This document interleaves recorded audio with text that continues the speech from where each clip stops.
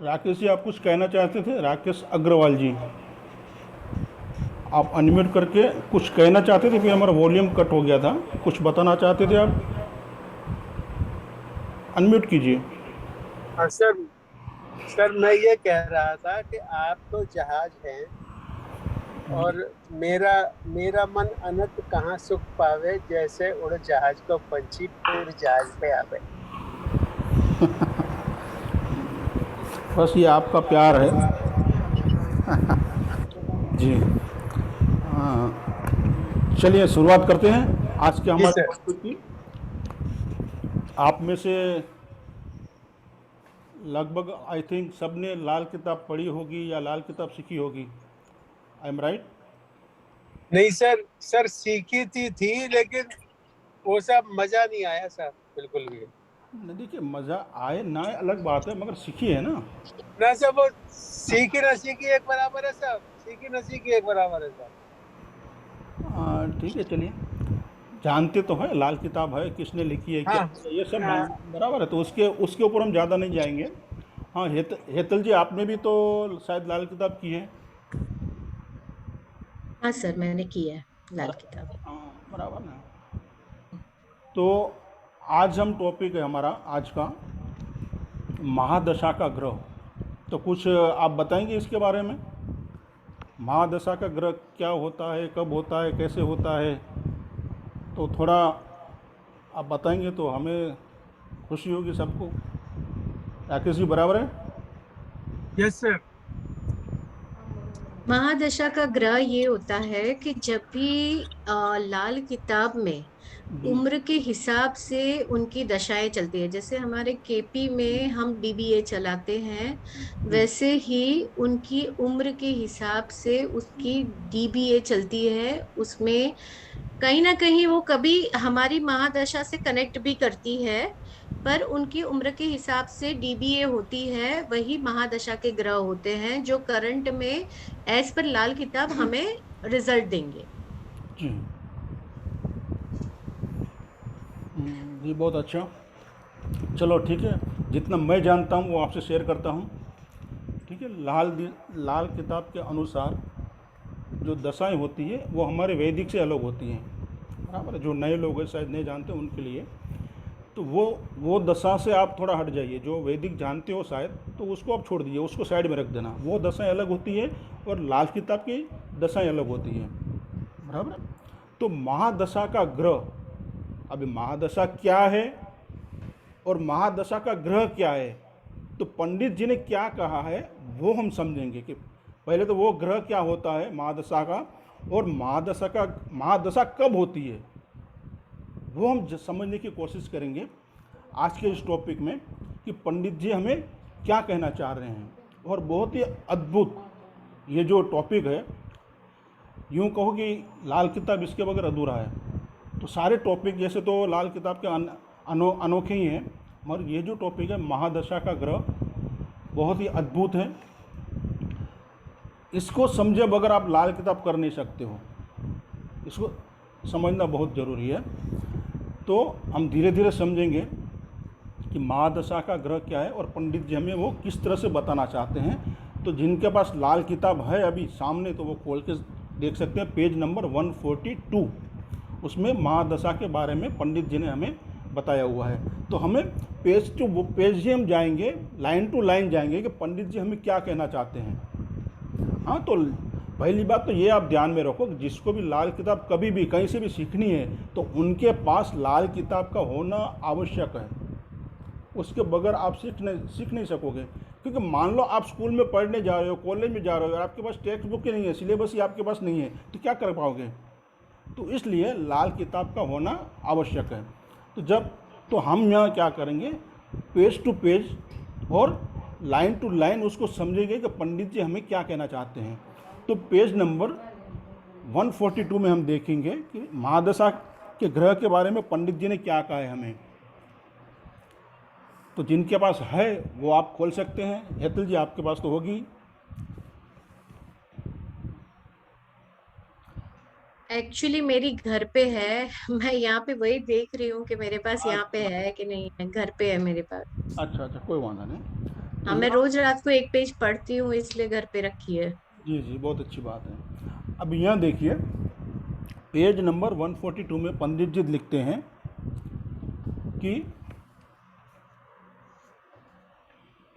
ये लिखा हुआ है, यहाँ देखिए, मैंने स्क्रीन पे वो आपको दिया हुआ है यहाँ, किसी ग्रह का लगातार ही मंदी हालत का जमाना महादशा का अरसा होगा और उम्र के एक 35 साल का चक्कर में सिर्फ एक ग्रह महादशा में हो सकता है और एक किस्मत के ताल्लुक में ग्रहण या इंसान की तमाम उम्र में ऐसा ज़माना ज़्यादा से ज़्यादा 39 यानी 39 साल हो सकता है। एक महादशा के बाद अगर फौरन दूसरी महादशा शुरू हो जावे तो दोनों महादशाओं के दरमियान का अरसा यानी एक का खत्म होना और दूसरे का शुरू होना महादशा के मंदे असर का न होगा। अब यहाँ हमें पंडित जी क्या कहना चाहते हैं वो हम समझते हैं। किसी ग्रह का लगातार मंदी हालत में होना यानी किसी के जीवन में उसी एरिया में जिस फील्ड में है उसको लगातार मंदी असर आ रही है, यानी कंटिन्यूसली एक तरह की हालत है उनकी, तो हो सकता है वो ग्रह महादशा में चला गया हो। तो यहाँ पंडित जी क्या कहते हैं कि किसी ग्रह का लगातार मंदा होना हो सकता है वो महादशा का अरसा हो। यह शक का दायरा है, हो सकता है कि वो महादशा में वो ग्रह चला गया हो, बराबर। और 35 साल जो चक्कर होता है यानी 35 साल की जो दशा होती है उसमें सिर्फ एक ही ग्रह महादशा में होगा। हमारे पास कितने ग्रह है? 9 ग्रह है, तो महादशा में सिर्फ एक ही ग्रह होगा। 9 ग्रह में से सिर्फ एक ही ग्रह महादशा में होगा, ऐसा पंडित जी ने कहा है। 35 साल चक्र में सिर्फ एक ही ग्रह महादशा का हो सकता है। तो हमारे पास जो 9 ग्रह है उसमें सिर्फ एक ही महादशा में जाएगा। तो ये जो महादशा है वैदिक से अलग है, ये आप ध्यान में रखिएगा। हाँ, महादशा इनकी अलग होती है। हाँ? आगे पंडित जी लिखते हैं कि किस्मत के ताल्लुक में ग्रहण या इंसान की तमाम उम्र में ऐसा ज़माना ज़्यादा से ज़्यादा 39 साल यानी 39 साल हो सकता है। तो इनका कहना क्या है, मानो कि एक 35 साल चक्कर में कोई एक ग्रह महादशा का हो गया, अभी दूसरी 35 साल चक्कर में मानो कोई दूसरा ग्रह आ गया, वो महादशा का है, तो दोनों का मिला के भी ज़्यादा में ज़्यादा वो 39 ईयर्स यानी 39 साल तक ही हो सकता है। चाहे 2 ग्रह हो महादशा में या उससे ज़्यादा भी हो, 39 साल से ज़्यादा इंसान की जो ज़िंदगी है टोटल, उसमें से 39 ईयर से ज़्यादा यानी 39 साल से ज़्यादा वो नहीं हो सकता है, वो अरसा नहीं हो सकता है महादशा का। समझिए आप? पहला पॉइंट क्या कहा है कि कोई भी ग्रह के लगातार मंदी हालत है तो हम शक का दायरा में होता है कि शायद वो महादशा में गया है, क्योंकि एक ही तरह की असर आ रही है हमें। और 35 साल चक्र में दूसरी बात क्या कहते हैं पंडित जी कि 35 साल चक्र में 9 ग्रह में से कोई एक ही ग्रह महादशा में होगा।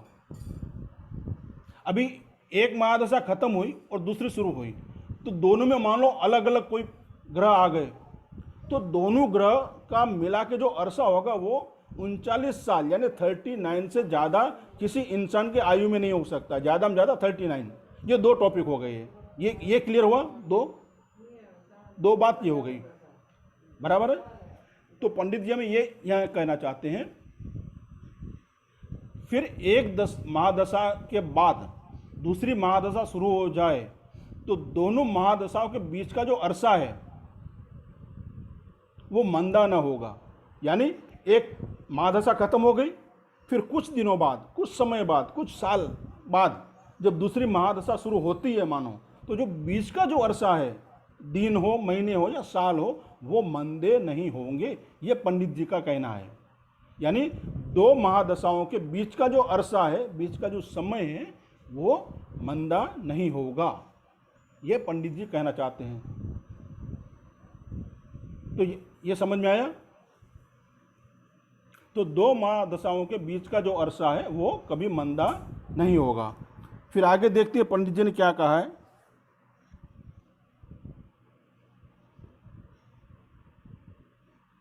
कि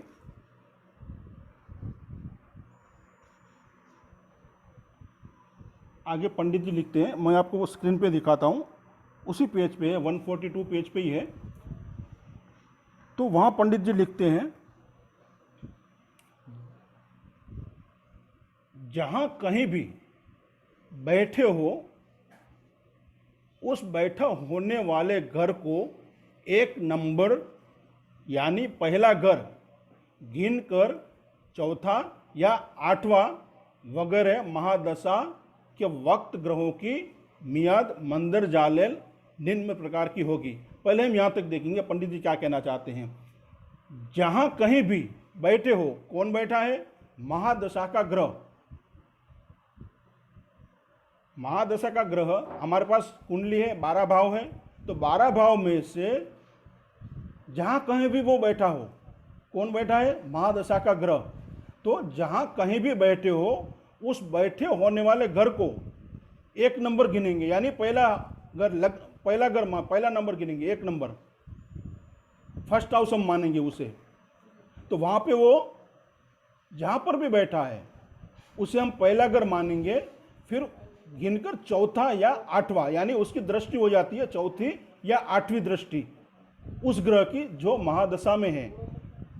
तो पंडित जी ये कहना चाहते हैं कि हमारे कुंडली में 12 भाव में से जो महादशा में ग्रह आया है, वह कोई भी घर में बैठा हो तो उसको स्पेशल दृष्टि मिल जाती है चौथी और आठवीं। मान लो महादशा में आने वाला ग्रह जो है वो चौथे भाव में बैठा है, यह मान के चले उदाहरण के तौर पे, तो उसकी चौथी दृष्टि कौन सी हो गई? 7वां घर, और उसकी 8वीं दृष्टि हो गई 12वां घर। तो उस ग्रह को स्पेशल दृष्टियां मिलती है। बाकी जो दृष्टियां हैं लाल किताब में वो तो है ही, उसके अलावा इस ग्रह को जो महादशा में आया है, उस ग्रह को ये महादशा के वक्त ये चौथी और 8वीं दृष्टि मिलती है, ये पंडित जी का कहना है। फिर वो क्या लिखते हैं कि महादशा के वक्त ग्रहों की मियाद यानी अरसा कितना होगा। हर महादशा में जो ग्रह आता है, ग्रहों की मियाद यानी उसका अरसा, समय कितना होता है। मंदर जायले यानी निम्न प्रकार से, यानी नीचे दिए गए हैं, उसको हम देखेंगे क्या होगा कि हर एक जो प्लानेट है, ग्रह है, जो महादशा में चला गया,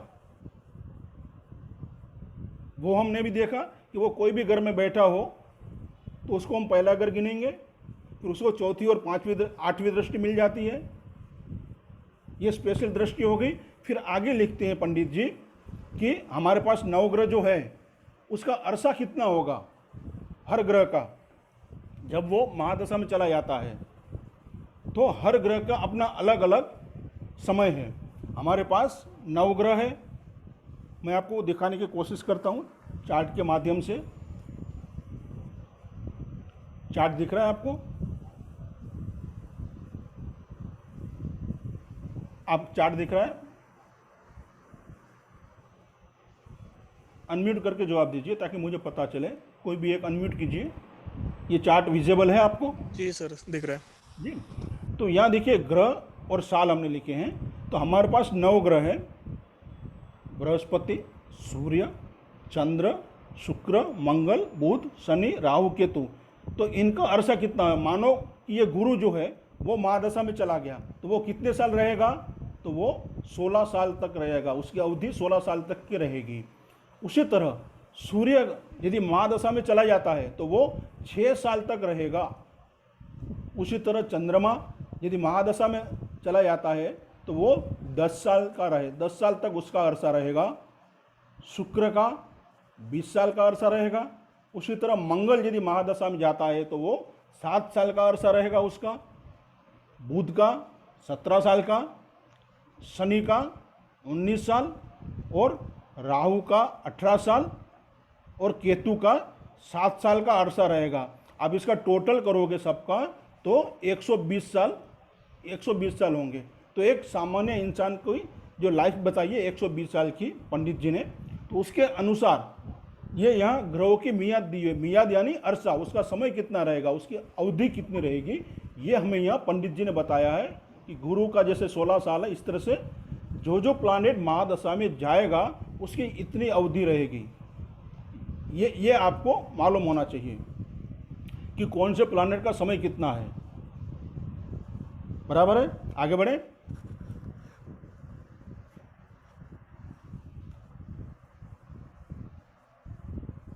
ये समझ में आ गया ना आपको? बराबर है।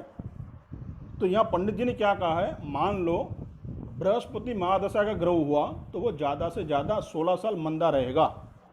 उसी तरह सूर्य 7 साल, चंद्र 10 साल, शुक्र 20 साल और मंगल 7 साल, बुध 17 साल मंदा रहेगा और शनि 19 साल, राहु 18 साल और केतु जो है वो 7 साल मंदा रह सकता है।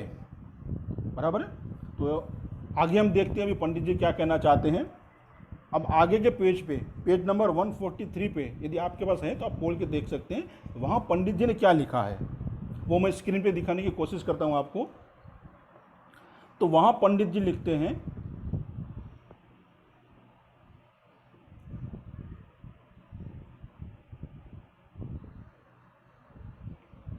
स्क्रीन विजिबल है ना आपको?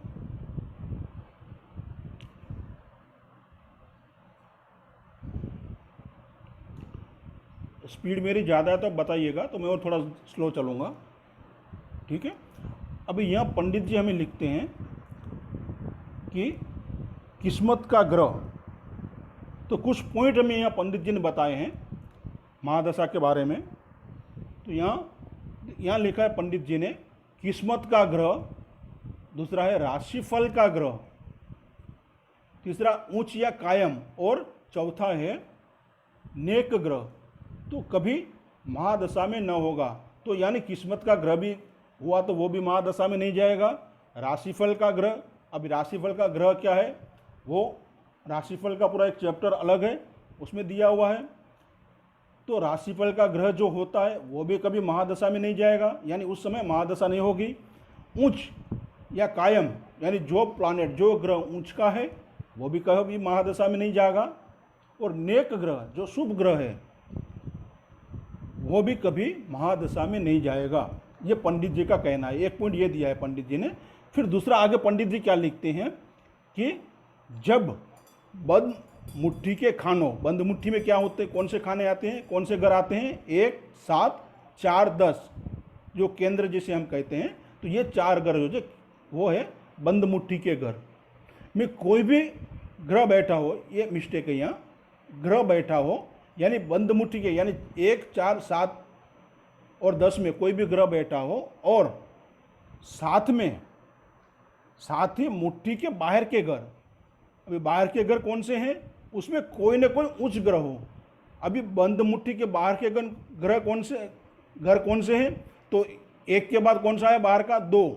तो अभी मान लो 2 में चंद्रमा है, 2 में चंद्रमा उच्च का होता है, बराबर है। 3 में राहु उच्च का होता है, 6 में बुध और राहु ये उच्च के होते हैं, और 9 में नंबर 9 खाने में केतु उच्च का होता है, और नंबर 12 में शुक्र या केतु बैठा हो, या नंबर 4 या खुद चंद्र अच्छे हो तो महादशा और हरगिज न होगी। तो यहाँ पंडित जी हमें क्या समझाना चाहते हैं, ये पॉइंट की हम बात करते हैं। यहाँ से पहला पॉइंट ये समझते हैं कि बंद मुट्ठी के खानों में, यानी खाना नंबर 1, 7, 4 और 10 में यदि कोई ग्रह बैठा है, और साथ में बंद मुट्ठी के बाहर के घर में, बंद मुट्ठी के बाहर के घर कौन से हो जाते हैं, 2 नंबर, मान लो 2 नंबर में चंद्रमा हो, 3 नंबर में राहु हो, जहाँ उचका है वो, 6 में बुध, वो राहु, 2 में से कोई एक भी हो सकता है, 9 नंबर में केतु हो, उसी तरह 12 में शुक्र या केतु एक हो। यदि इस जगह पे कोई ग्रह बैठा है तो महादशा नहीं होगी। और या तो चंद्रमा 4 में हो और अच्छे घर में, अच्छी परिस्थिति में हो, अच्छी स्थिति में यदि बैठा हो चंद्रमा, तो कभी हरगिज यानी कभी भी महादशा न होगी। ये कुछ पॉइंट हमें बता दिए पंडित जी ने। अभी महादशा क्या है, कब होगी, वो हम आगे देखेंगे, मगर ये कुछ शर्तें यानी कुछ नियम हमें बताए हैं पंडित जी ने कि बंद मुट्ठी में ग्रह है और बाहर के ग्रहों में यदि ऊंच के ग्रह हैं और चंद्रमा भी चौथे भाव में है या अच्छी स्थिति में है वो, तो कभी महादशा नहीं होगी। देखिए इस तरह की कंडीशन बहुत रेयर आती हैं। यूँ मान लो हजारों कुंडलियों में से कोई एक आध कुंडली आती है मुश्किल से। तो इसका मतलब ये नहीं है कि हम इसे न सीखें, सीखना बहुत ज़रूरी है, समझना बहुत ज़रूरी है। केस बहुत रेयर आएंगे, महादशा का ग्रह काफ़ी रेयर आता है, हजारों कुंडलियों में कोई एक आध आ गया तो देखिए ये कंडीशन में आप खुद देख सकते हो। इसमें ये 4 ग्रह है, उसमें कोई ग्रह बैठा हो, फिर यहाँ ऊंच का ग्रह हो 2 में, 3 में, 6ठे भाव में, 9वें भाव में, 12वें भाव में, और साथ में चंद्रमा या 4 में हो या अच्छी पोजीशन में हो, तो भी महादशा का वो अरसा नहीं होगा, यानी महादशा नहीं होगी। तो पंडित जी हमें इस तरह से ये बताना चाहते हैं। आगे पंडित जी कहते हैं हमें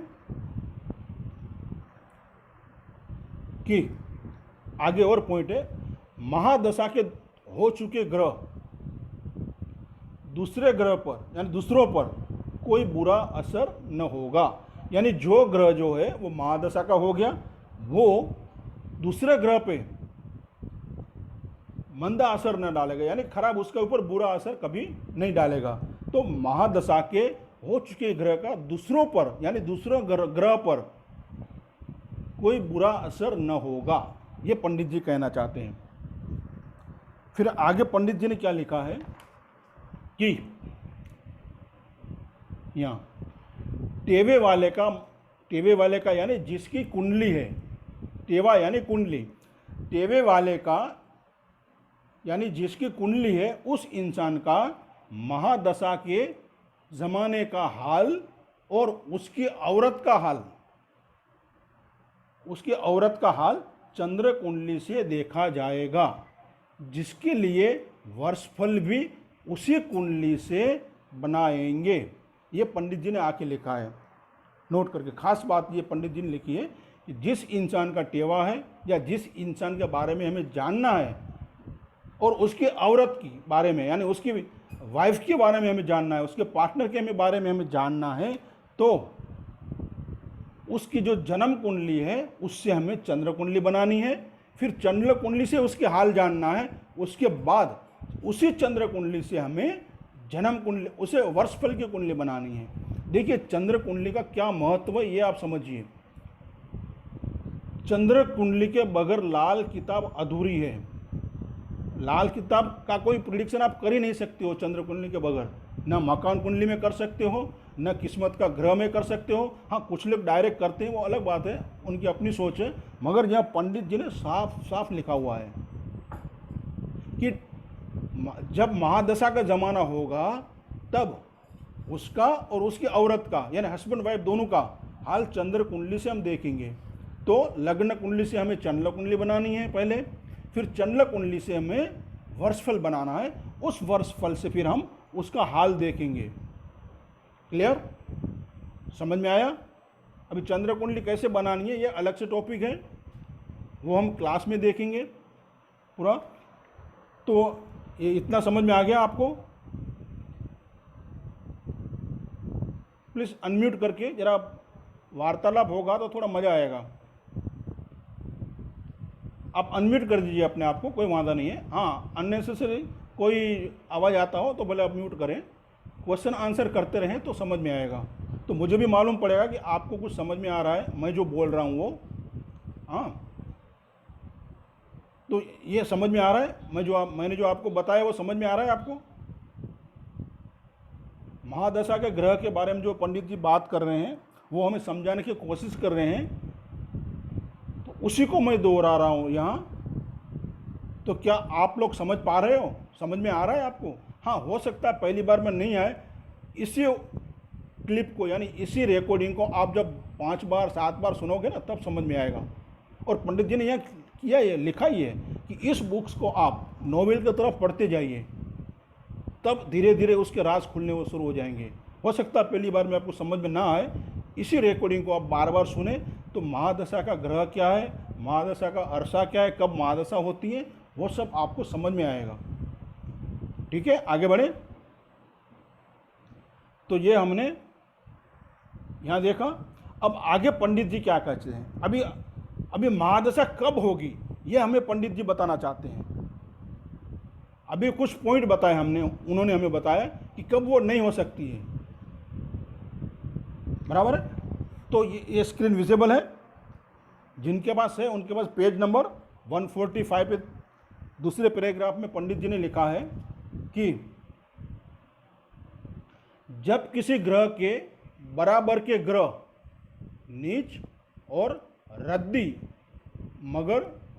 रद्दी हो मगर वह खुद नीच और रद्दी ना हो, तो ऐसा ग्रह तख्त पर आने के बाद वर्षफल के अनुसार जिस महीने खुद ही नीच और रद्दी हो जावे, उस दिन से महादशा में हो गया माना जाएगा।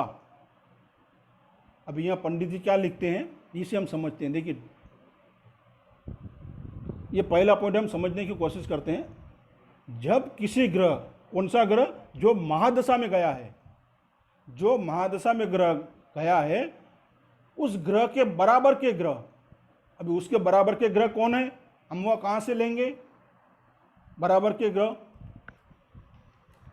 तो पंडित जी ने हमें चार्ट एक दिया हुआ है, पेज नंबर 31 में आप देखोगे ना, तो ग्रहों की बाहमी दोस्ती व दुश्मनी का चार्ट है वहाँ। उस चार्ट में बराबर के ग्रह भी लिखे हैं, दुश्मन ग्रह, दोस्त ग्रह और बराबर के ग्रह। तो हमें वहाँ पे देखना है, कोई भी ग्रह यदि महादशा में जाता है तो उसका जो बराबर का ग्रह कौन है वो हमें देखना है। बराबर है। तो जब किसी ग्रह के बराबर के ग्रह,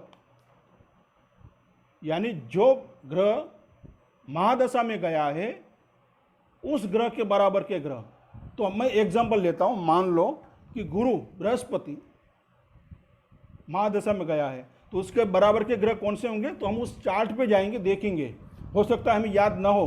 तो पंडित जी ने वो महादशा के ये दोस्ती दुश्मनी की जो चार्ट है उसमें दिया हुआ है, पेज नंबर 31 में। तो बृहस्पति का जो बराबर के ग्रह है वो राहु, केतु और शनिचर है, यानी शनि है।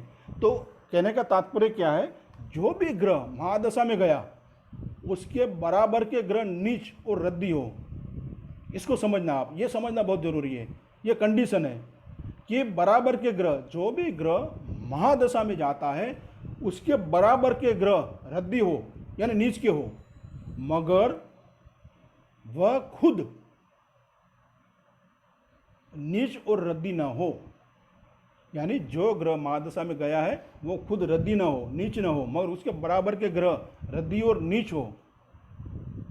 फिर ऐसा ग्रह, यानी जो ग्रह महादशा में गया है खुद नीच नहीं है मगर उसके बराबर के ग्रह नीच और रद्दी है, वो ग्रह जब तख्त पर यानी तख्त यानी लग्न पहला भाव में, तख्त पर आने के बाद वर्षफल, यानी जब हम बनाएंगे लग्न कुंडली से, जब हम वर्षफल बनाएंगे, यहाँ देखिए यहाँ बात हो रही है अभी लग्न कुंडली की। लग्न कुंडली से हमने वर्षफल बनाया, वर्षफल में जब जो ग्रह महादशा में गया है वो ग्रह जब वर्षफल में लग्न में आता है, यानी तख्त कहते हैं लग्न को, तो वर्षफल में आता है, तो वर्षफल के अनुसार उस साल में, क्योंकि एक साल का वर्षफल बनेगा ना, उसी साल में जिस महीने यानी जिस तरह से आपने वर्षफल की कुंडली बनाई उसी तरह से आपने महीनों की कुंडली बनाई। फिर उसमें देखिए जिस महीने खुद ही नीच और रद्दी होवे, यानी जो ग्रह महादशा में गया है वो उस महीने जब रद्दी हो जाए उस दिन से महादशा में हो गया माना जाएगा, यानी उसी दिन से महादशा का अरसा शुरू हो गया। ये पहली कंडीशन। फिर हम रिपीट करते हैं उसे, फिर समझने की कोशिश करते हैं उसे। जब किसी ग्रह, यानी जो ग्रह महादशा में गया है वो खुद रद्दी नहीं है, नीच नहीं है, मगर उसके बराबर के ग्रह रद्दी हैं और नीच हैं। और जब वह ग्रह जो महादशा में गया है वो वर्षफल की जब कुंडली हम बनाएंगे और वो तख्त पे आएगा, जब तख्त यानी लग्न में जब आएगा, उस साल के महीने की जब हम कुंडली बनाएंगे तो जिस महीने खुद ब खुद वो नीच हो जाएगा या रद्दी हो जाएगा, उस दिन से उस समय से महादशा शुरू होगी। ये पहला नियम है। आशा करता हूँ आपको समझ में आया होगा, और शायद एक बार में न आए तो उसे बार बार आप सुनिएगा।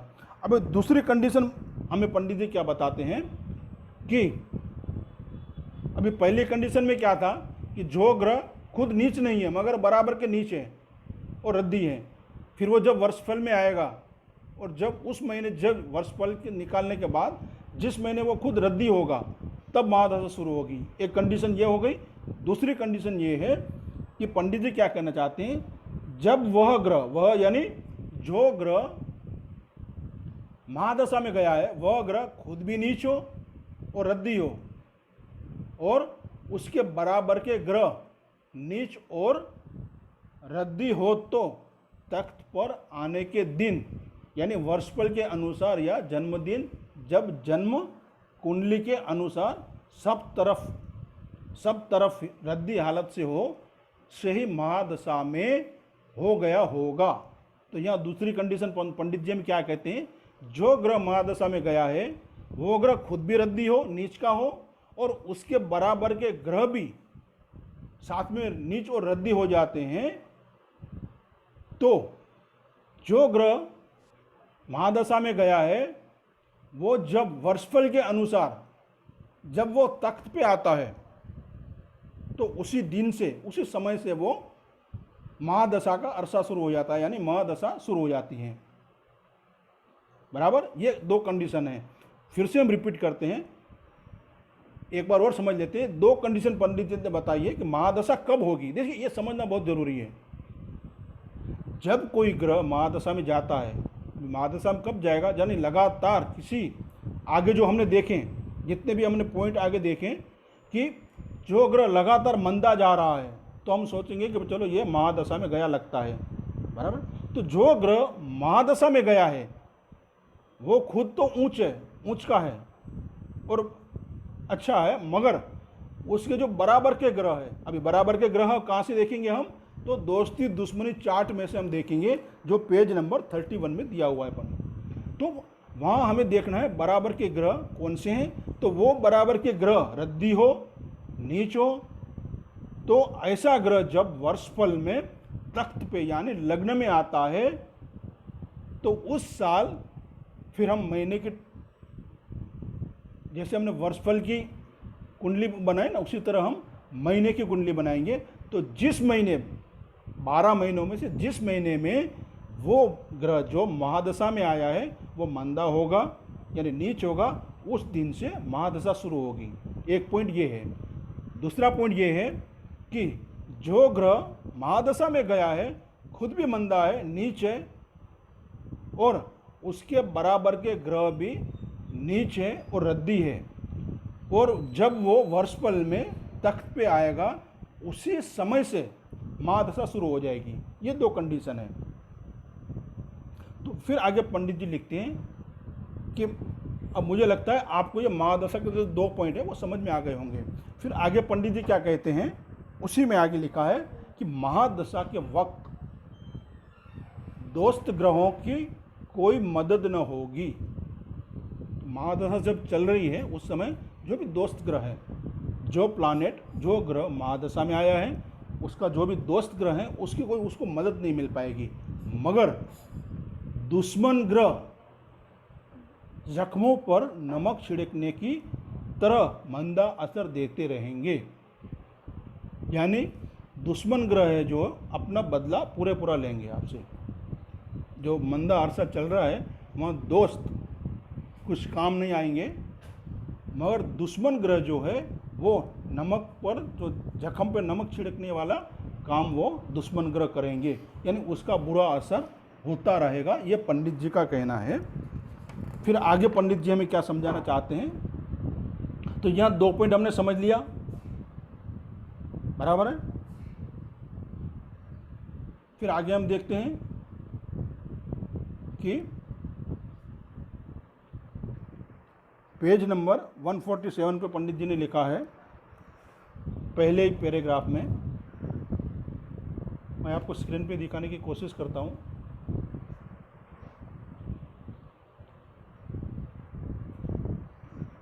यहाँ पंडित जी हमें समझाना चाहते हैं कि महादशा के असर के वक्त महादशा वाले ग्रह का कुंडली के सिर्फ उस खाना नंबर का जिसमें कि वह बैठा हो, और उन्हीं चीज़ों पर जो चीज़ें कि उस ग्रह जो महादशा में आ जाने वाला है, यानी जो महादशा का ग्रह है उस ग्रह की उसमें बैठे हुए खाना की मुतअल्लिका यानी उससे संबंधित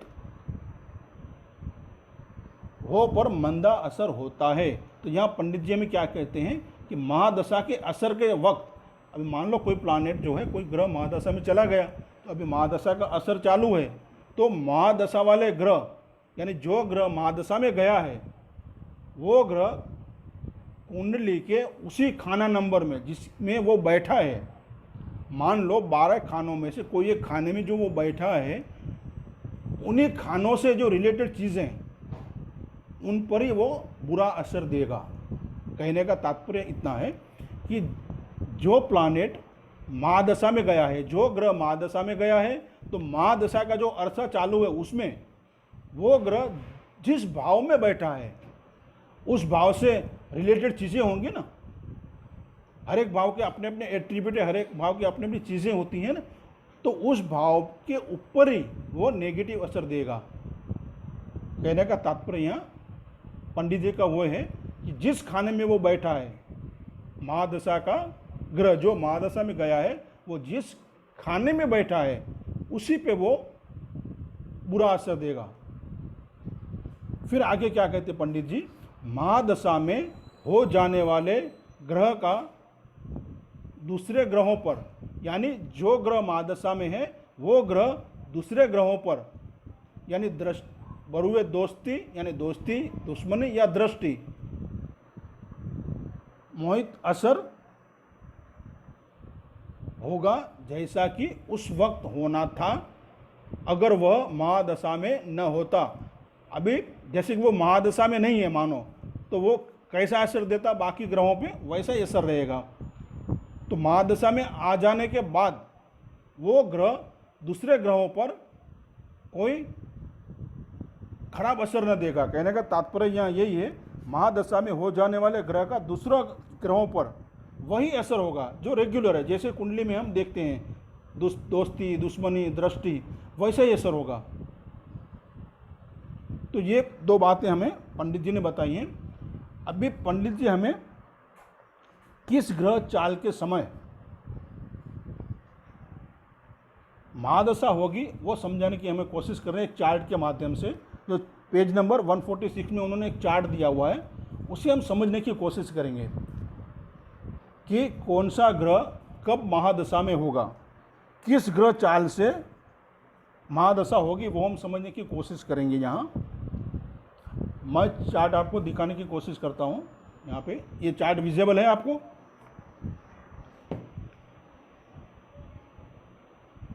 तो यहाँ देखिए, यहाँ पंडित जी ने लिखा है किस ग्रह की महादशा होगी। तो हमारे पास 9 प्लानेट है ना, 9 ग्रह है, बृहस्पति, सूरज, चंद्र, शुक्र, मंगल, बुध, शनिचर, राहु, केतु, ये 9 ग्रह हमारे पास है। कौन से ग्रह की महादशा कब होगी ये हम देखेंगे। पंडित जी हमें यह समझाना चाहते हैं कि किस किस खाना नंबर, कौन कौन ग्रह महादशा में हो जाने वाले ग्रह के बराबर का मगर बराबर का मगर नीच हालत में बैठा हो, यानी जो ग्रह महादशा में जा रहा है उसके बराबर के ग्रह जो नीच हालत में बैठे हो, बराबर के ग्रह मंदे होने पर भी जो किसी ग्रह किसी तरह मंदे हो सकते हैं, ख्वा किसी जगह महादशा का ज़माना होगा। तो यानी पंडित जी क्या कहते हैं कि जो ग्रह है महादशा में जाएगा उसके बराबर के ग्रह कौन से भाव में आने से वो मंदे होंगे, ये यहाँ बताया हुआ है। तो ये खाना नंबर है 1 2 3 4 5 6 7 8 9 10 11 12, ये 12 खाने हैं, यानी 12 भाव है हमारे कुंडली के। अभी यहाँ पंडित जी का कहना है कि मान लो बृहस्पति जो है वो महादशा में गया, तो हमें क्या देखना है, जो हमने आगे कंडीशन देखी कि पहली कंडीशन आप याद कीजिए कि उसके जो बराबर के ग्रह हैं वो नीच होने चाहिए। तो बृहस्पति के बराबर के ग्रह कौन से हैं? बृहस्पति के बराबर के ग्रह हैं शनि, हमने आगे देखा था शनि, केतु और राहु, ये जो है वो बराबर के ग्रह हैं।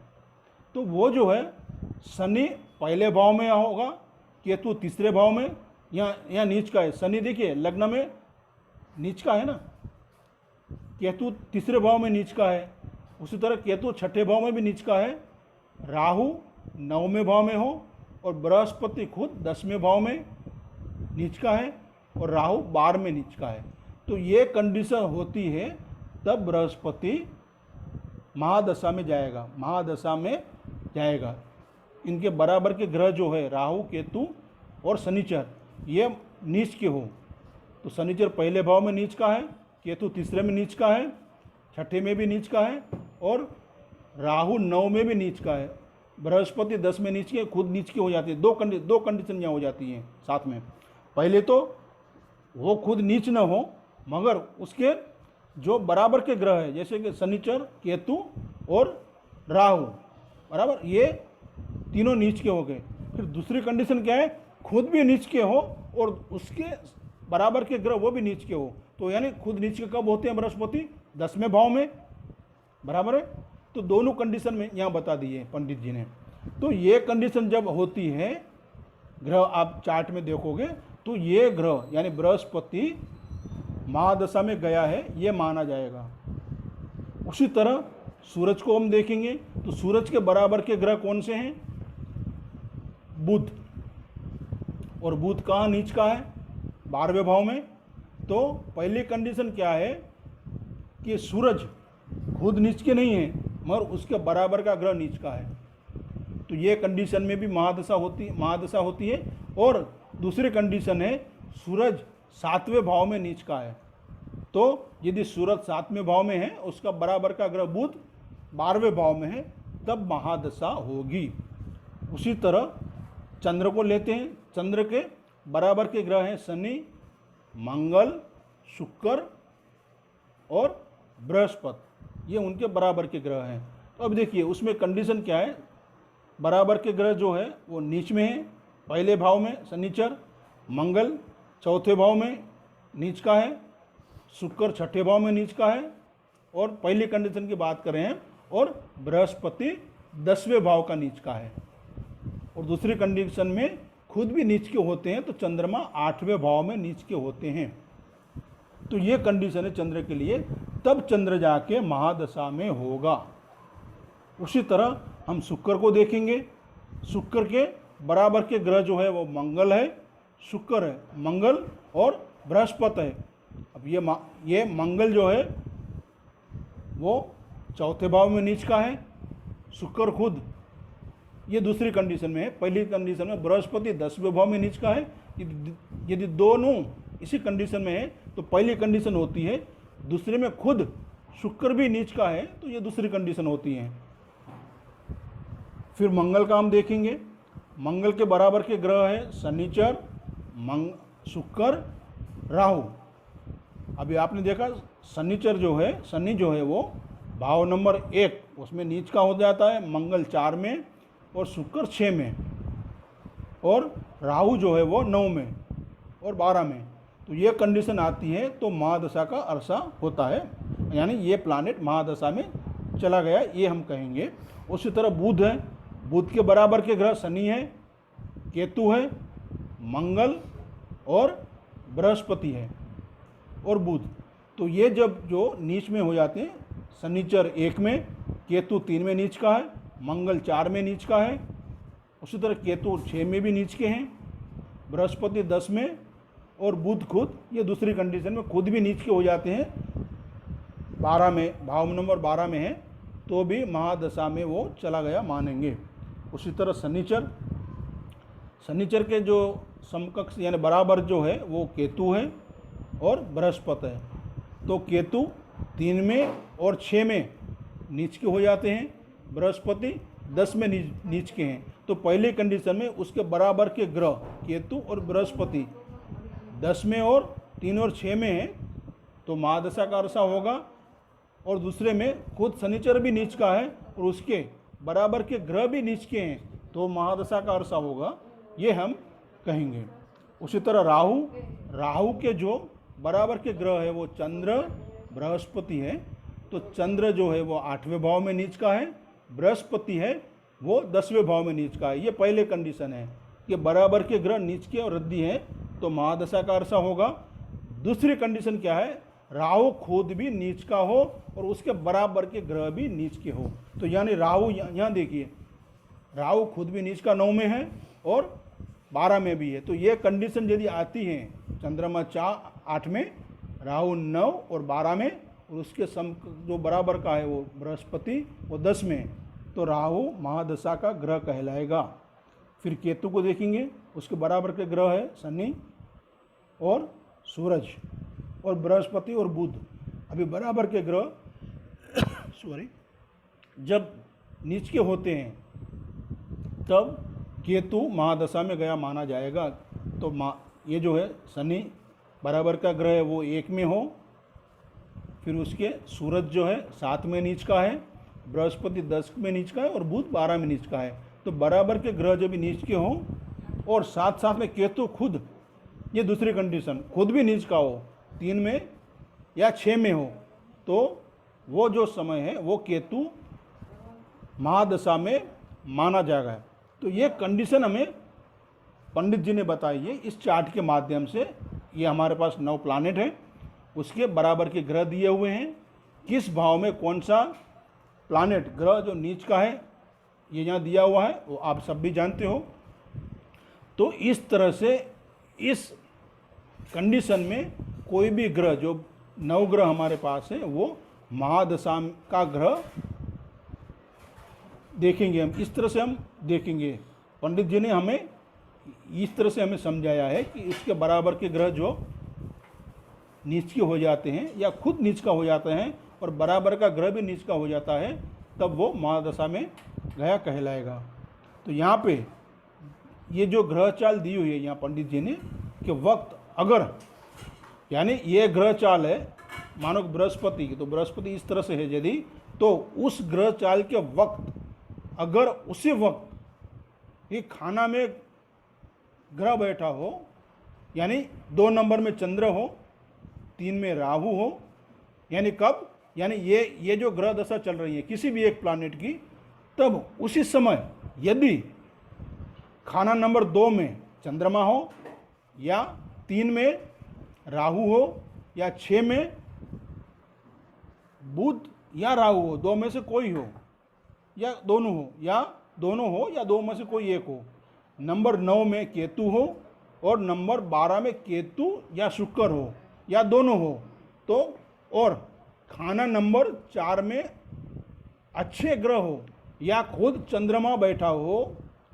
चंद्र किसी भी घर में अच्छे असर का हो, यानी चंद्रमा 4 नंबर में भी हो या किसी अच्छे जगह पे बैठा हो, तो कभी महादशा न होगी। ये बात आप समझ लो, ये समझना बहुत ज़रूरी है। मान लो ये ऊपर का अरसा चालू है, ऊपर का कंडीशन आ गई, मान लो बृहस्पति महादशा का ग्रह है, ये कंडीशन फुलफिल हो रही है यहाँ, तो वो महादशा में चला गया। मगर उसी समय उसी महादशा के समय में यदि खाना नंबर 2 में चंद्रमा है या 3 में राहु है या 6 में राहु है, बुध या राहु है, या 9 में केतु हो या 12 में केतु या शुक्र हो, तो भी महादशा ना होगी। और 4 में चंद्रमा हो या तो चंद्रमा किसी अच्छी जगह बैठा हो, तो वो अरसा महादशा का न होगा। ये एक कंडीशन बताई है पंडित जी ने। कब नहीं होगा? भले ये समय चल रहा हो, ये किसी भी प्लानेट का, 9 प्लानेट है, वो मान लो किसी भी इस कंडीशन में आ गए, महादशा चल रही है, बराबर है, मगर उसी समय उसी महादशा के अरसे में यदि ये कंडीशन होती है, चंद्रमा 2 में है, राहु 3 में है या 6 में है, बराबर, केतु 9 में है या 12 में है, फिर शुक्र या केतु 12 में है, या चंद्रमा 4 में है, या चंद्रमा अच्छी जगह में है, तो ये महादशा में नहीं गिने जाएंगे। ये पहली कंडीशन हो गई। फिर दूसरे आगे पंडित जी हमें क्या समझाना चाहते हैं, महादशा के वक्त, यानी मान लो कोई एक प्लानेट महादशा में चला गया, उस समय पे अगर मंगल बैठा हो खाना नंबर 4 में, मान लो मंगल बैठा हो 4 में, तो वह देखता होगा खाना नंबर 7 और खाना नंबर 11 के ग्रह को। ये स्पेशल दृष्टि हो जाती है मंगल की उस समय, महादशा के समय में। सिर्फ बाकी दृष्टियां जो है लाल किताब में वो तो है ही, उसके अलावा जब महादशा का अरसा चलता है, महादशा का समय है, उस समय मंगल यदि 4थे भाव में बैठा है तो उसको वो 7वें भाव को देखेगा और 11वें भाव के ग्रह को देखेगा। साथ साथ में बृहस्पति बैठा हो खाना नंबर 10 में, तो वह देखता होगा खाना नंबर 2 और खाना नंबर 6 को। ये स्पेशल दृष्टियां हो जाती हैं उस समय, उस अरसे में, जिस समय में सिर्फ महादशा चल रही है ना, उस समय ये स्पेशल दृष्टियां उनको मिल जाती हैं। तो बृहस्पति देखेगा, यहाँ पे बृहस्पति बैठा हो 10 में, देखिए जगह फिक्स है, भाव नंबर 10 में यदि बृहस्पति है तो वो 2 को देखेगा और 6 को देखेगा, 6 के ग्रह को देखेगा। उसी तरह शनिचर बैठा हो खाना नंबर 1 में, तो वह देखता होगा खाना नंबर 3 और खाना नंबर 10 के ग्रह को। तो ये दृष्टियाँ अलग से हो जाती है, स्पेशल दृष्टि जिसको हम कहते हैं ना, ये दृष्टियाँ उनको मिलती है महादशा के समय में, महादशा के अरसे में। तो पंडित जी ने हमें इस तरह से महादशा का पीरियड हमने बताया, महादशा में कौन सा ग्रह कब जाएगा वो हमें बताया, और महादशा के समय हमें यदि जिस जातक की कुंडली है उसे हमें किस तरह से देखना है वो भी हमें बताया उन्होंने, कि उसकी चंद्र कुंडली बनानी है, फिर उसका वर्षफल भी चंद्र कुंडली से बनेगा।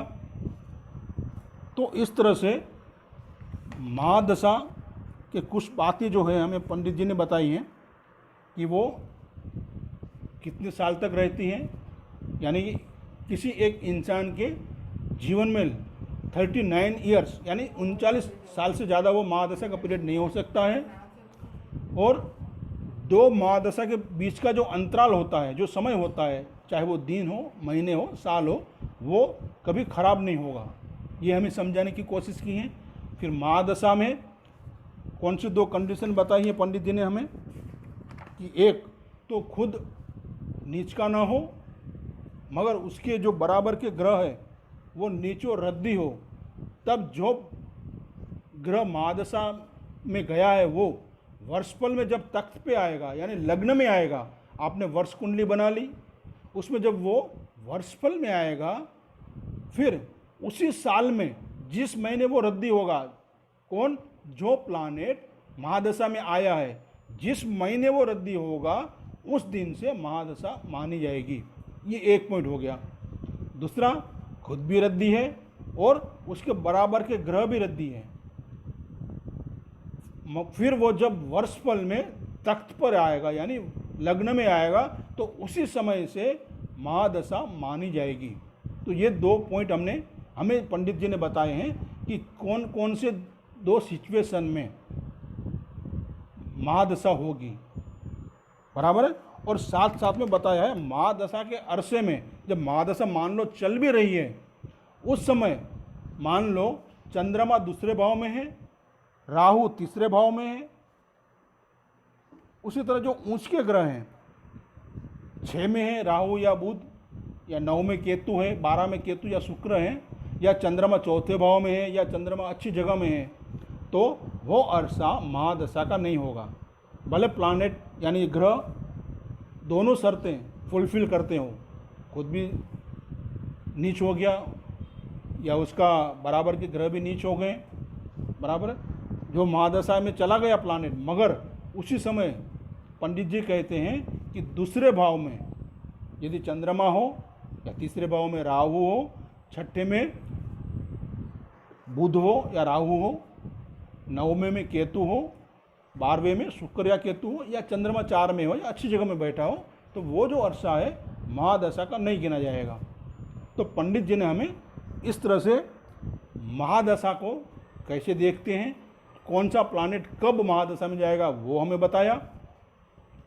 तो मैंने इसे आपको सरलता से समझाने की कोशिश की है।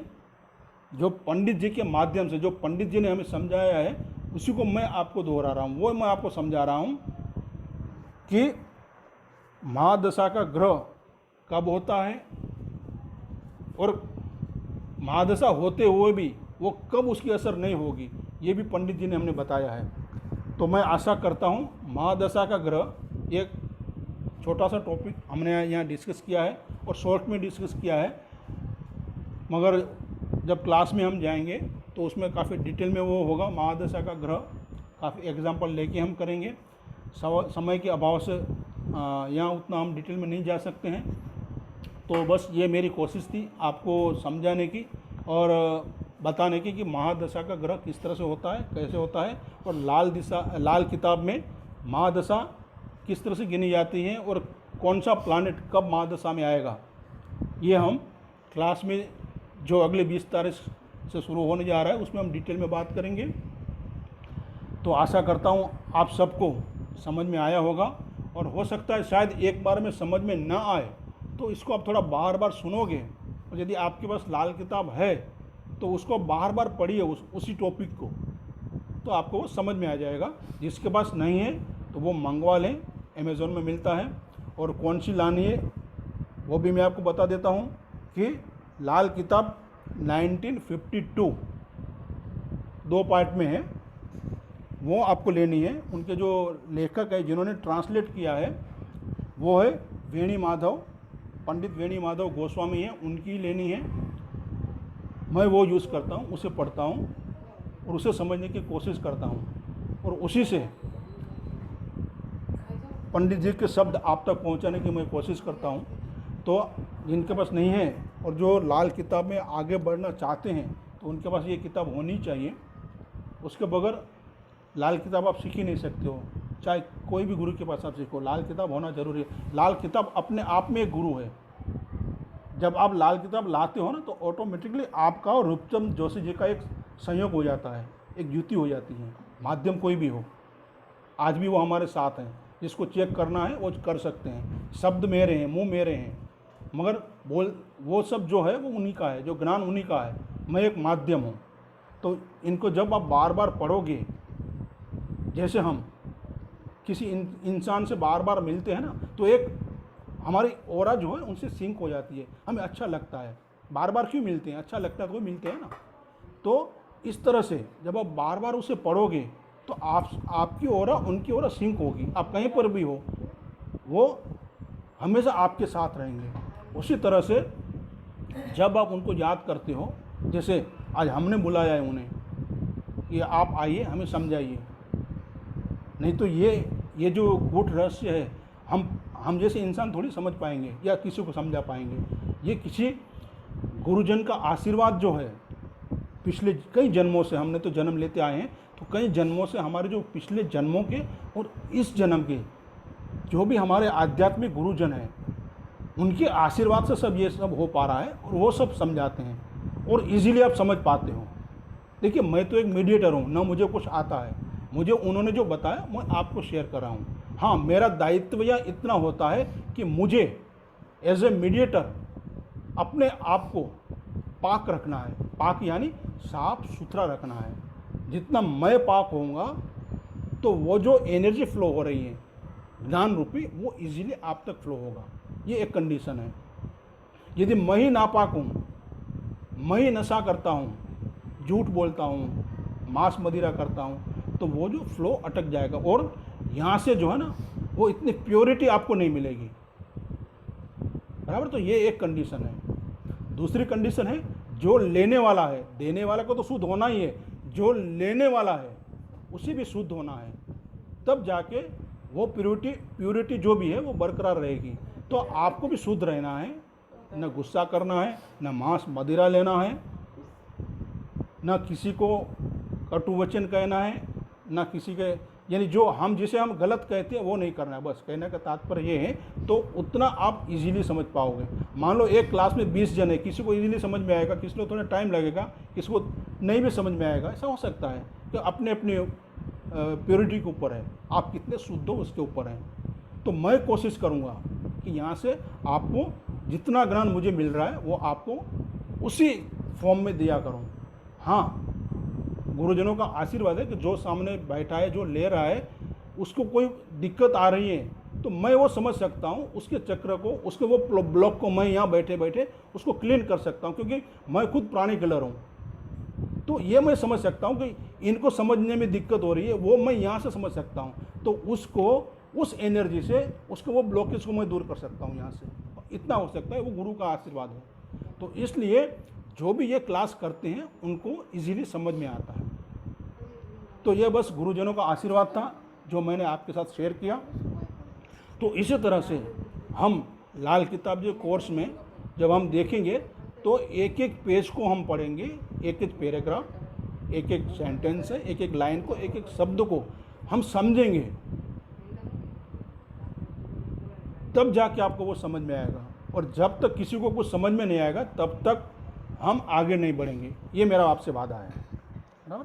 तो जो भी लोग लाल किताब समझना चाहें, सीखना चाहें, वो 20 तारीख से हम ग्रामर का कोर्स कर रहे हैं, क्योंकि ग्रामर आया तो ही आप कर पाओगे आगे जो भी करना है वो। तो उससे आप मकान कुंडली है वो वगैरह जो भी है आगे लाल किताब में आप आगे बढ़ पाओगे एडवांस में भी। तो आप सब का स्वागत है, जो भी आना चाहें। 20 तारीख को क्लास शुरू हो रहा है शाम को 6 बजे और मैक्सिमम 20 लोगों की बैच होगी, उससे ज़्यादा मैं नहीं लेता हूँ। तो जो भी रजिस्टर करवाना चाहें वो करवा सकते हैं। तो आप सबसे मिलके बहुत बहुत अच्छा लगा मुझे। हो सके तो आप वीडियो ऑन कर सकते हैं। अभी क्लास की ये पूर्णाहुति है, बस 2 मिनट हम प्रार्थना करेंगे। उसके पहले आप सबसे एक बार मिल लो, उसके बाद हम प्रार्थना करेंगे। हो सके तो आप कैमरा ऑन कीजिए, जो भी ऑनलाइन है अभी। राकेश जी नमस्ते। 2 राकेश जी हैं। अमोल जी नमस्ते। आपका कोई प्रश्न है तो पूछ सकते हैं, या मेरा व्हाट्सएप नंबर भी दिया है, बाद में भी कोई प्रश्न आपके दिमाग में आए तो आप मुझे कर सकते हो कभी भी।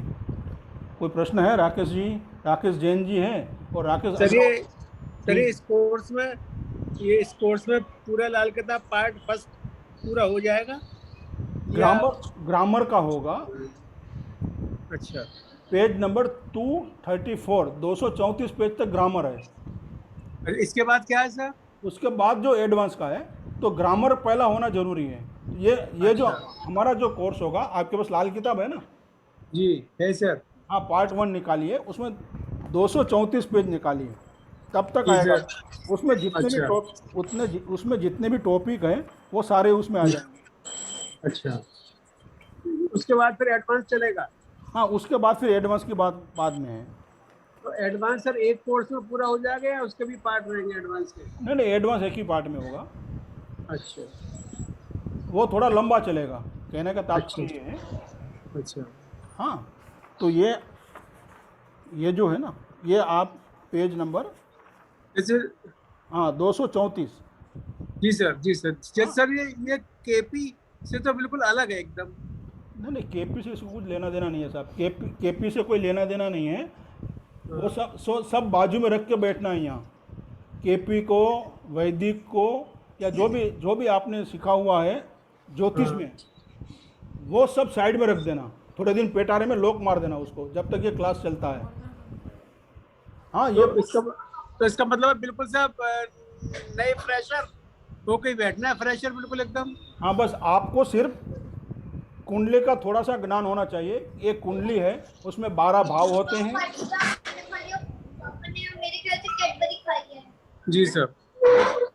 एक कुंडली में 12 भाव होते हैं, 12 राशियां और 9 ग्रह। उतना आता है तो लाल किताब आपको आ जाएगी,